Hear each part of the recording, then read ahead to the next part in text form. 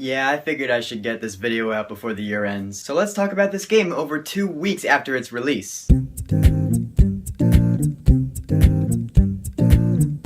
Pokémon Alpha Sapphire. Weird, what happened to the word version? Now, I'm gonna start this video off with a true story. Back in my childhood, a good chunk of my life was Pokémon Ruby version. Generation 3 of the Pokémon games really made some cool advancements in terms of gameplay, as well as some awesome new species of Pokémon. Tell me that doesn't look awesome. Then I got Fire Red version, then Diamond, then Platinum, then Heart Gold. Those were all pretty fun. When Generation 5 was coming out, I took one look at it and I said, that looks stupid. So I skipped out on Gen 5, as well as Pokemon X and Y. I never even bothered to get a 3DS, but I told myself, and this is the god honest truth, if they make a remake of Pokemon Ruby and Sapphire for 3DS, I will get one just for that. And hey, now check out the boat we're in. So to change things up a bit, I got Alpha Sapphire this time, as opposed to the Ruby version I got in the past. Now I'll say this right out the gate, the Hoenn region has never looked better. I already know that in Pokemon X and Y, they upped the graphics in a huge way, 3D battles, 3-dimensional cities, but I never played X or Y. This is the first new Pokemon game I've played in 4 years, so a lot of this stuff is new to me. The beautiful part of it is that it's the same exact Hoenn region you remember from the original Ruby and Sapphire versions, only now they're in 3D. Everything ain't so flat anymore. There are a couple of places that look a little different. The one place that got a major makeover is Mauville City, that's where the third gym is. They turned it from a normal average city to this big mall type place. It's pretty cool. And with this Hoenn that is so much like the original, the music is pretty much the same way. Every single track in this game is the same one as the original, only better. I wouldn't say they sound like real instruments here, but they sure as hell sound more real than the ones in the originals did. The music in this game is great, especially when you're fighting against the Reggies. That music's the best. So the story in this game is pretty simple, as it is in all the Pokemon games. You're a young guy or gal, you're just starting out as a Pokemon trainer, and you get to choose from one of 3 starter Pokemon. In this case, it's the Fire-type Torchic, the Water-type Mudkip, or the Grass-type Trico. Now in recent years, I always go with the Water-type Pokemon just to get past the first gym, which features Rock-type Pokemon. Water does a great deal of damage to rock types. But back in my childhood, I didn't know any better. I always got the fire types because those were the coolest. Which means Torchic is my boy. I can't abandon him. So in this game, I chose Torchic as my starter. Besides, its final evolved form Blaziken is so badass. The gyms in this game are pretty cool. Pokemon gyms are where you have to fight the leaders to get badges, which is mandatory for progressing in the story. There are 8 of them in all. Another big part of the story is Team Aqua. All of these Pokemon games feature a rogue team that believes they're doing something right for the Pokemon world, but they're really not. And you have to fight them and their leader. The way it usually goes is that all the grunts, the minions, they're all super easy fights. They're no big deal. But when you get to the leader of the group, oof, those are some pretty damn tough fights, let me tell ya. Strangely though, there weren't too many tough fights in this game. The toughest fight for me in this game was probably the 6th gym leader in Fortree City. That was flying type Pokemon. She had this Altaria that was just impossible to beat. It was really frustrating. But eventually I plowed through it. By the time I got to the 7th gym, I had built up my dream team. Those of you who follow me on Twitter will already know who's in it. Wailord, Dusknoir, Magnezone, Lunatone, Blaziken, and Tropius. Oh, I should probably talk about Mega Evolution. Mega Evolution is a concept that was introduced in X and Y. Basically, there are certain Pokemon that can undergo a special type of evolution, and their appearances change and they gain new abilities, boosted attack power. I have a few Pokemon that can Mega Evolve, but honestly, I don't really see the real need for it other than the fact that they just look cool. Or some of them look cool anyways. Other ones are just screw-ups. Mega Blaziken's pretty badass though. Another big part of any Pokemon game is the legendary Pokemon. These are the big guys, the rarest ones, the hardest ones to catch. This game has so many legendaries from the past 6 generations crammed into it, it's crazy. Some of them aren't available to you until after you beat the main story, but some others are available to you beforehand. The guy on the box, Kyogre, is the first one you run into. You get him between the 7th and 8th gyms. After that, and after you beat the main story, it's a free-for-all. Go get whatever legendaries you want. And a lot of them are easy to catch, which is a bummer. The legendary dogs from Generation 2, Entei, Raikou, and Suicune, I got them all with Great Balls, which is a step lower from an Ultra Ball, which people usually use to catch legendaries. Also, there is one legendary, I'm not going to tell you who it is, that when you first meet it, it automatically joins your team. You don't even need to fight it. Come on, don't just give them to me like that. I'm used to more of a challenge, like in Diamond when you had to chase Mesprit all around the Sinnoh region just to get it. Ugh, that was frustrating, and it was great. However, one awesome new feature in this game is you can soar in the sky above the Hoenn region on your Mega Latios or Mega Latias. In Alpha Sapphire's case, it's Mega Latias. The first few times I did it, I was like, this is so cool. Then I started doing it repeatedly, and it kinda lost its thrill, but it's still awesome. The music that plays while you're soaring is pretty awesome too. So the story is pretty good, the graphics are top notch for a handheld handheld Pokemon game, and the music is great. This is probably the best Pokemon game I have ever played because Generation 3 was my favorite of the Pokemon generations. This is my childhood back again. Oh, and also, after you beat the main story, there's a little after story, if I can say it like that, and that is when the game really starts picking up. I'm actually gonna use the word epic here. The after story in this game